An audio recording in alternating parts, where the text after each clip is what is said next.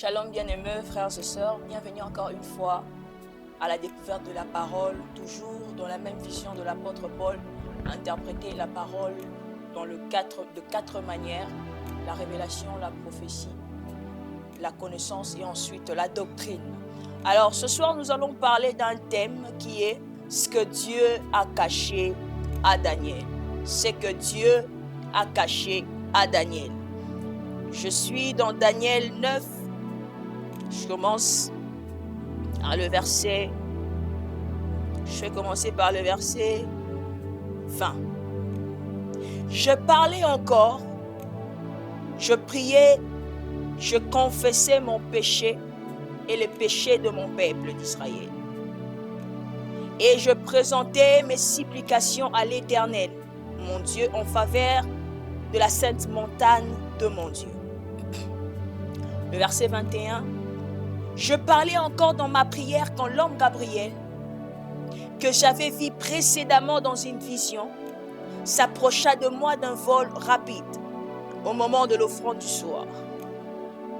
Il m'instruisit et s'entretient avec moi. Il me dit, Daniel, je suis venu maintenant pour ouvrir ton intelligence. Lorsque tu as commencé à prier, la parole est sortie. Et je viens pour te l'annoncer, car tu es un bien-aimé. Sois attentif à la parole et comprends la vision. Le verset 24. 70 semaines ont été fixées sur ton peuple et sur ta ville sainte, pour faire cesser les transgressions et mettre fin au péché, pour expier l'iniquité et emmener la justice éternelle, pour sceller la vision et les prophètes, et pour oindre le Saint de Saints. Le verset 25. Sache-le donc et comprends. Depuis le moment où la parole annonce que Jérusalem sera rebâtie jusqu'à loin au conducteur, il y a 7 semaines et 62 semaines. Le place et les fossés seront rétablis, mais en de temps fâchés. Après les 62 semaines, un noix sera retranché. Le peuple d'un chef qui viendra détruira la ville et les sanctuaires. Et sa fin arrivera comme par une inondation. Il est arrêté que les dévastations tireront jusqu'à la terme de la guerre. Que le Seigneur nous bénisse abondamment. Nous sommes en train de parler sur ce que Dieu a caché à Daniel. Mais qu'est-ce que Dieu a caché à Daniel? Ici, Daniel est en train de prier parce que son peuple était captif. Il y avait un homme qui s'appelait Jérémie, il prophétisait sur Israël. Mais Israël rejetait sa prophétie. Un jour, il va prophétiser sur leur captivité. Et après des années, ils vont se retrouver. Et la prophétie va s'accomplir. Mais au milieu des hommes qui étaient captifs, il y avait un homme qui s'appelait Daniel. Je prie que tu sois le Daniel de ta famille. Alors que les choses deviennent compliquées, que si tu sois le type de personne qui se lève dans la prière pour comprendre ce qui se passe. Et c'est ce que Daniel va faire. Il va constater qu'ils étaient dans la captivité, alors qu'ils étaient le peuple de Dieu. Il va constater que rien ne marchait. Peuple de Dieu esclave quelque part. Peuple de Dieu captif quelque part. Daniel va se lever dans la prière pour comprendre ce qui s'est passé. Mais avant de prier, qu'est-ce qu'il va faire? Il va d'abord consulter Jérémie pour comprendre la prophétie, pour comprendre réellement ce que Dieu avait dit. Avant d'aller plus loin, j'aimerais parler de ma génération. Avant nous, il y a des hommes qui connaissent Dieu. Avant nous, il y a des hommes qui ont rencontré Dieu. Et nous pouvons bien apprendre des choses. Ne te dis pas que, puisque je suis peut-être Daniel, et que Dieu me parle et je me suffis, Il y a des choses que tu dois apprendre de tes aînés. Et c'est ce que Daniel est en train de faire. Il y a un homme qui avait écrit sur ces choses. Je vais essayer de les consulter pour voir. Peut-être qu'il y a un homme qui a travaillé dans ce domaine. Je connais un prophète, puisque j'ai le ministère prophétique. Je peux consulter cet homme pour qu'il m'aide dans tel et dans tel domaine. Et c'est ce que Daniel est en train de faire. Et pendant qu'il était en train de prier, la Bible dit, l'ange descend. L'homme Gabriel descend pour parler à Daniel. Il dit, je suis descendu pour ouvrir ton intelligence.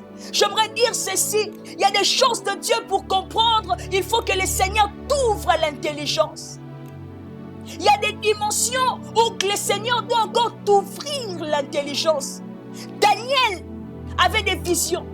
Daniel voyait des choses. Mais cette fois-ci, l'ange dit, je suis venu encore ouvrir ton intelligence. Je prie au nom de Jésus que Dieu t'ouvre l'intelligence, afin de comprendre encore le profondeur, le mystère de choses de Dieu.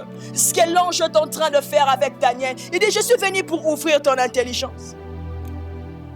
Dès lors, tu as commencé à prier. L'ange a commencé à parler. Mais ce qui nous intéresse, c'est le verset 24. Je vais encore le relire. Il dit, 70 semaines ont été fixées sur ton peuple. L'ange est venu avec un calendrier prophétique. Un calendrier prophétique de 70 semaines. Il dit à Daniel, 70 semaines ont été fixées sur ton peuple. C'est-à-dire que Dieu, pour Israël, il a fixé 70 semaines. Et qu'est-ce qui va se passer dans les 70 semaines? Pour faire cesser les transgressions et mettre fin au péché, pour expier l'iniquité et emmener la justice éternelle. C'est-à-dire que ces 70 semaines que Dieu ou l'ange révèle à Daniel, c'est pour la libération totale des enfants d'Israël. La libération éternelle. Pas seulement sur la captivité sur la terre, mais aussi d'être libérés totalement, sauvés et aller dans l'éternité. Mais il leur donne combien? 70 semaines. Mais j'aime ce que l'ange est en train de dire, parce que ici l'ange était venu pour enseigner. Il prend les 70 semaines, il va commencer à les diviser. Allons maintenant dans le verset 25. Il dit, sache-les, donc et comprends. Depuis le moment où la parole a annoncé que Jérusalem sera rebâtie, jusqu'à loin au conducteur, il y a 7 semaines et 62 semaines. Dans les 70 semaines que Dieu donne à Daniel, qu'est-ce qu'il va faire? L'ange maintenant va les séparer. Il va dire ceci. Depuis le moment où la parole a été annoncée que Jérusalem sera rebâtie jusqu'à loin les conducteurs, nous avons combien de semaines? Nous avons 7 semaines et 62 semaines. C'est-à-dire que pendant les 7 semaines et les 62 semaines, ça sera le temps du rétablissement du temple. Ça sera le temps du rétablissement de Jérusalem. Ici, l'ange est en train de faire la séparation. Maintenant, il va nous rester quelques semaines. L'ange avance encore. Il dit, il y a 7 semaines et 62 semaines. Le place et les fossés seront rétablis, mais en de temps fâchés. Le verset 26, il dit, après les 62 semaines, un oint sera retranché. Je descends, le peuple d'un chef que viendra détruire la ville et les sanctuaires. Et sa fin arrivera comme par une inondation. Le verset 26. Il fera une solide alliance avec plusieurs pour une semaine. Ici, l'ange a fini de séparer les 70 semaines. Il parle de 7 semaines et de 62 semaines qui serait la construction du temple, la construction de Jérusalem. Et après cela, il nous parle d'un oint qui sera retranché. Et après cela, les peuples iront directement dans la période de la tribulation que nous appelons les 7 ans de tribulation, 3 ans et demi, 3 ans et demi. Mais la question se pose ici, où j'aimerais préciser que les 70 semaines qu'on nous parle dans Daniel, ce ne sont pas les 70 semaines de semaines, mais ce sont de semaines des années. Écoutez, la Bible nous dit dans le livre d'Ézéchiel ceci. qu'un jour égale une année. Alléluia. Un jour égale une année. Ce qui veut dire que 7 jours égale 7 ans. Donc, ce qui nous emmène à comprendre que si on fait 70 fois 70, on fait 70 fois 7, ça va nous donner 490 ans. Parce que ici, nous ne calculons pas dans les semaines, mais nous calculons dans les années. Et selon les Écritures, la Bible nous révèle qu'un jour égale une année. Et nous allons calculer ici pour trouver les années dont Daniel est en train de nous donner. Pour trouver les années cachées dans les 70 semaines. Pour ceux qui ont la version, peut-être la version sommaire, là-bas on écrit directement 490 ans. Parce que ici, si on fait 70 fois 6, ça nous donne 490 ans. C'est-à-dire que quand Dieu donne 70 semaines à Daniel, il donne 490 ans à son peuple.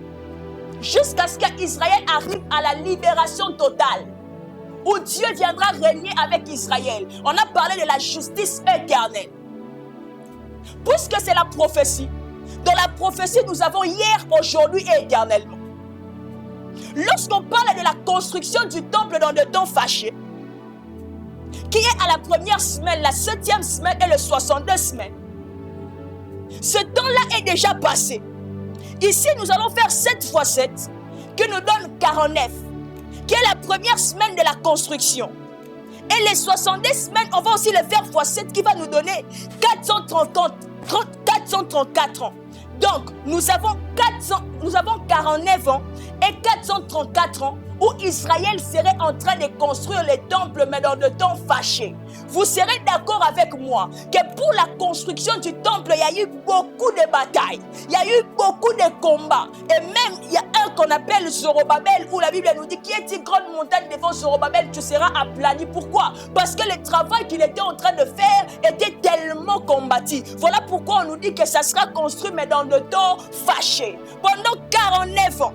Et 434 ans, ce peuple était en train de construire, de se battre pour construire les temples. Mais la Bible dit ceci, mais à la fin, lorsqu'ils vont finir de construire, un noix viendra, mais ce toit sera retranché.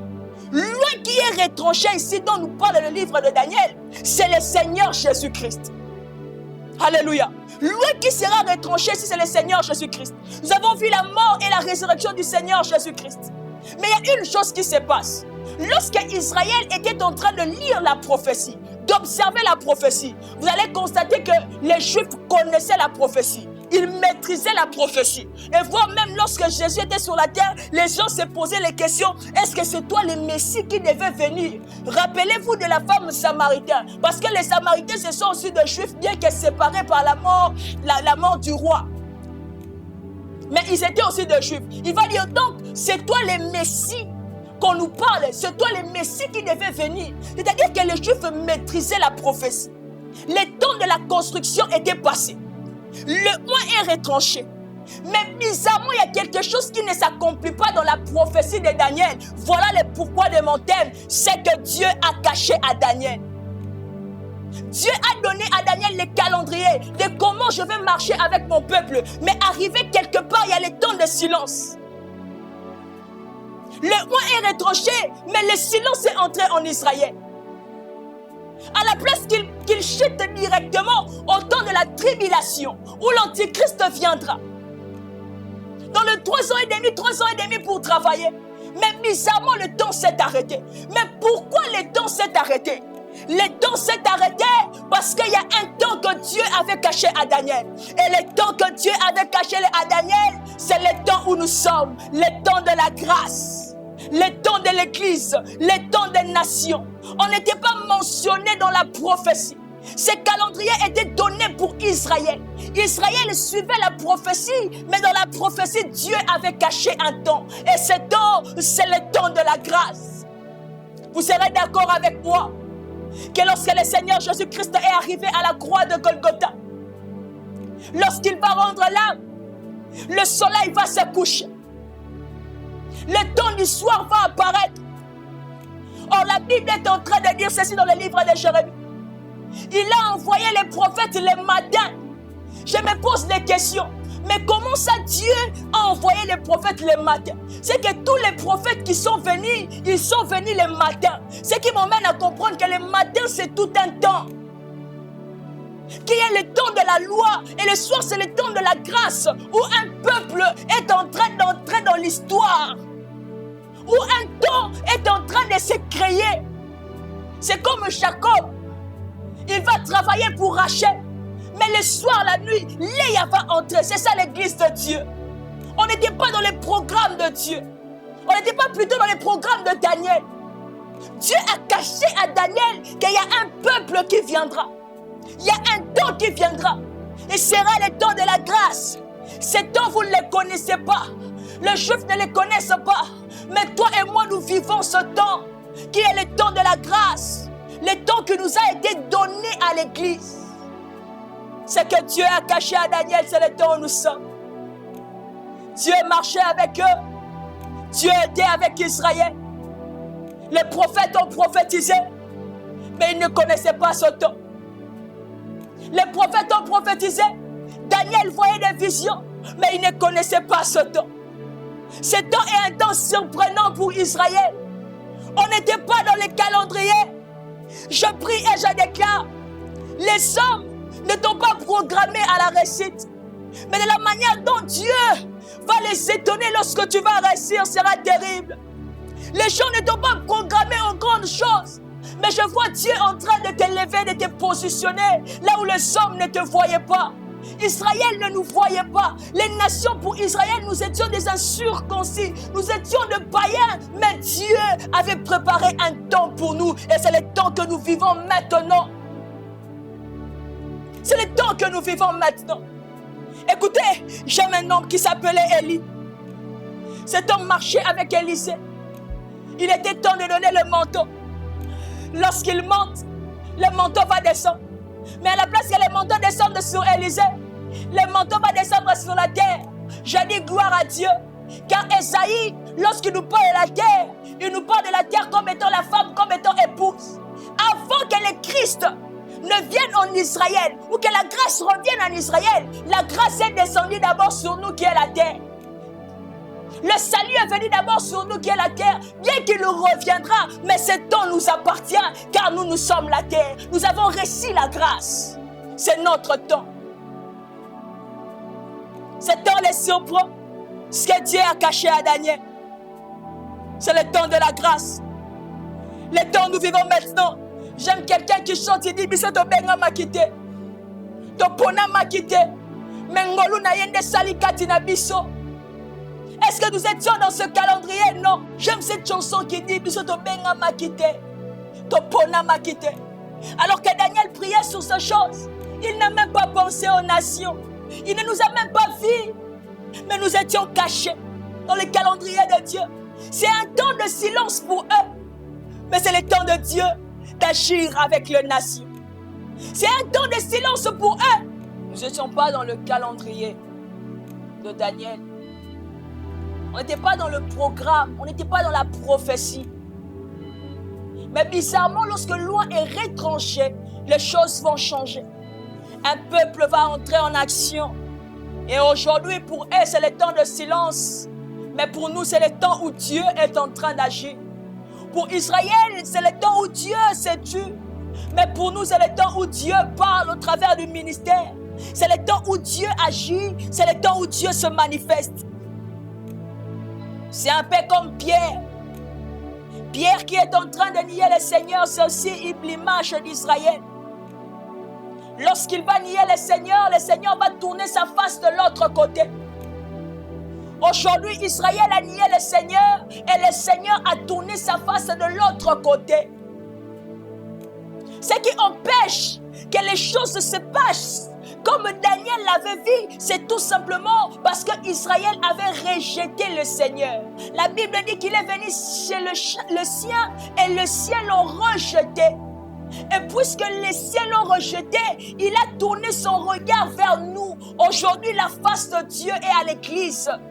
La gloire de Dieu est à l'église parce que la face de Dieu, c'est la gloire de Dieu. Ce que Dieu a caché à Daniel, c'est qu'il arrivera un temps où il va opérer avec un peuple. Il arrivera un temps où il deviendra aussi le Dieu de nations. Il arrivera un temps où les nations connaîtront sa puissance. Il arrivera un temps où ceux qu'ils appelaient les incirconcis deviendront circoncis et peuple de Dieu. Bien qu'on n'était pas dans leur programme, mais nous étions dans les programmes de Dieu. J'aimerais dire à une personne, tu n'es pas dans les programmes des hommes, mais tu es dans le programme de Dieu. Ta destinée n'est pas entre les mains des hommes. Ils ont fait leur programme, ils ont dit, toi tu finiras à gauche, toi tu finiras à droite, mais Dieu va leur surprendre. Tout comme il a surpris Israël de la position des nations. Comment sommes-nous entrés dans les calendriers? Ils sont étonnés. Comment nous sommes arrivés? Comment nous sommes devenus les peuples de Dieu? Ils sont étonnés. Que personne ne se lève et décide sur ta vie. Tant que Dieu n'a encore dit mot, sache que tu es sur la bonne voie. Je prie que le Seigneur accomplisse avec toi des choses que les hommes ignoraient. Les types de choses où les hommes disaient, est-ce que quelque chose de bon peut sortir de là-bas? Mais bizarrement, toi, tu es sorti. Est-ce qu'un homme honoré peut sortir de cette famille? Bizarrement, toi, tu sors. Parce que dans leur programme, lorsqu'ils regardent la famille, ils disent c'est le type de famille qui finit seulement comme ça. Mais bizarrement, gouvernement, parce que vous étiez dans les programmes de Dieu, pas dans les programmes de hommes. On n'était pas dans leur calendrier. Dieu a caché. Dieu ne dira pas tout à tout le monde. J'aime les hommes mystères. Que le monde ne sait pas qui tu es. Tu es un mystère que Dieu a caché. Là où Dieu t'emmènera, personne ne le sait. Ton avenir, Dieu l'a caché. Tout comme il a caché l'avenir des nations, ton avenir à toi, Dieu l'a caché aux hommes. Ils ne savent pas. Peut-être qu'ils se posent des questions sur toi et disent, ah, cette fille telle que je la vois, en tout cas, elle ne va pas se marier. Ah, mais votre destinée est cachée entre les mains de Dieu. La manière dont Dieu va les surprendre, c'est la manière dont il a surpris Israël. Je me dis, si Daniel se réveille aujourd'hui et observe le calendrier, il va poser à Dieu, mais Dieu, qu'est-ce qui se passe? Moi, le grand prophète Daniel, tu ne m'as rien dit. Il va se dire, mais comment les choses sont devenues comme ça?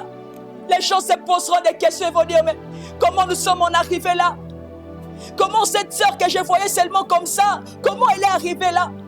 Comment ce frère est arrivé dans cette position? Mais comment ça s'est fait? Comment ça s'est fait? Avec Dieu, il y aurait toujours des étonnements. Quand Dieu fait, le monde doit s'étonner.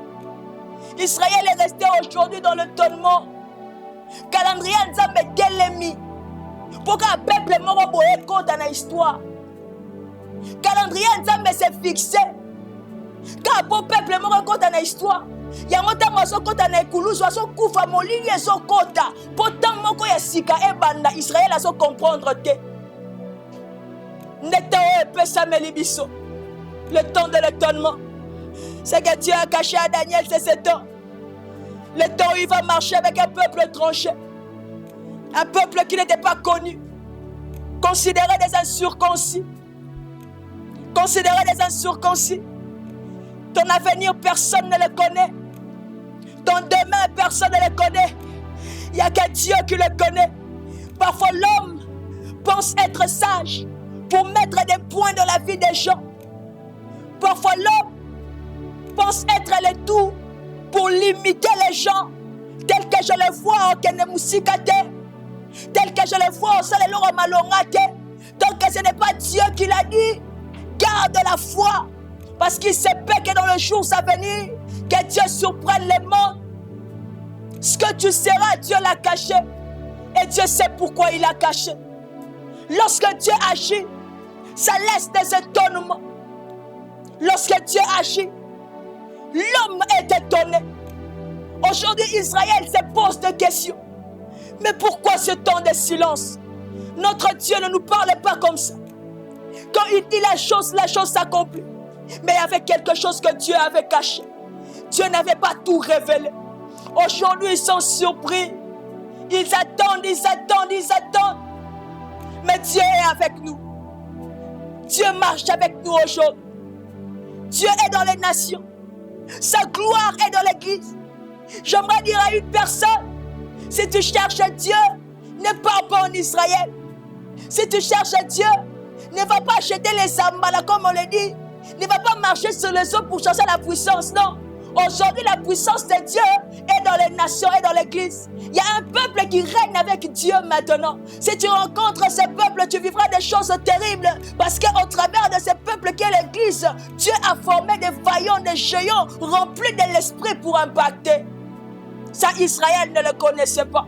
Écoutez, Israël a marché avec Dieu.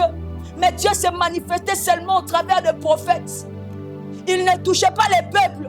Mais il s'est manifesté au travers des prophètes. Il parlait avec les prophètes. Mais à notre temps, Dieu ne marche pas seulement avec les prophètes, mais il marche avec les peuples. Nous vivons l'extraordinaire de certaines choses qu'ils n'ont pas vécues avec Dieu. Nous, aujourd'hui, l'esprit demeure en nous, alors que pour eux, il marchait au-dessus. C'était comme l'esprit de Dieu qui mouvait au-dessus de ça. Mais aujourd'hui, nous sommes la terre que l'esprit de Dieu a trouvée et il se pose en nous pour opérer. Quel temps merveilleux! Dieu l'avait caché à Daniel. Mais il a révélé à l'apôtre Paul. L'apôtre Paul est en train de dire, avant on n'avait pas de champs en Israël. Autrement, on n'avait pas d'espace. Pour que même Israël parle de nous, c'était terrible parce que il faudrait savoir qu'Israël était un peuple tellement attaché à Dieu qu'il pensait que les autres ne pouvaient pas être attachés à Dieu. Ils étaient tellement attachés à la loi que voire même s'il y avait des problèmes entre eux et les Samaritains, c'est tout simplement parce que les Samaritains commençaient à mélanger Dieu et d'autres dieux. Surtout les types de Juifs, Israël juif. Ils étaient tellement logiques dans les choses de Dieu. C'est-à-dire que quand ils regardent nous les nations là, ils disent que ce sont des incirconcis. Mais ils ne savaient pas que Dieu n'a pas le cœur des hommes.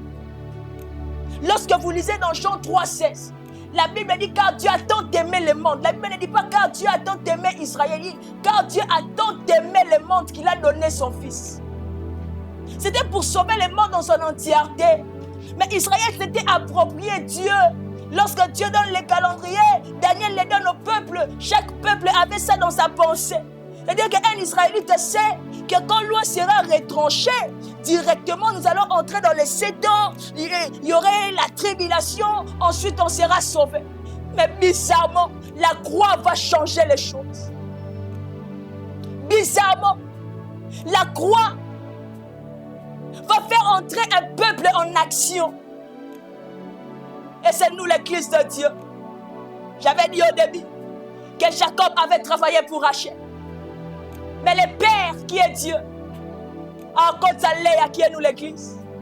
Et pendant le temps du soir, c'est le temps où nous sommes. Le temps de la grâce. Israël a nié le Seigneur. Il a rejeté la grâce. Et aujourd'hui la grâce nous a été donnée. Je bénis le Seigneur pour le peuple merveilleux que nous sommes. Porteurs de la gloire. Porteurs de la grâce de Dieu aujourd'hui. Quelle grâce d'avoir Dieu à nos côtés, alors qu'on n'était pas sélectionnés, alors qu'on n'était pas connus, alors que notre histoire était terrible. Pour eux, ils se disaient, c'est un peuple de païens, c'est un peuple mis de côté. Dieu ne marchera pas avec eux. Ce sont des impurs, des incirconcis. Mais voilà, nous aujourd'hui rachetés, appelés à la table du roi. C'est un peu comme Mephibosheth. Dans la loi de David, c'était que Moutounio soit Boukana Makolo. Tout celui où il n'a pas de défaut. Or, quand on n'a pas les royautés. Mais le même David va aller chercher Mephibosheth pour l'emmener dans le palais royal. On était écartés dans la loi. Mais le Seigneur Jésus-Christ est le véritable David. Malgré nos défauts, ils nous ont encore emmenés auprès de lui. Mis de côté, mais aujourd'hui, à côté de Dieu, Église de Dieu, Dieu dans les nations, dans le but de faire de nous son peuple. Et aujourd'hui, nous sommes le peuple de Dieu. Autrefois, vit comme des étrangers, mais aujourd'hui, nous mangeons à la table du roi. Fils d'Abraham, fils d'Abraham, nous sommes aussi co-héritiers du Christ. Et c'est ça, la chose que Dieu avait caché à Daniel. C'est ce temps que nous vivons maintenant. Que le Seigneur nous bénisse abondamment.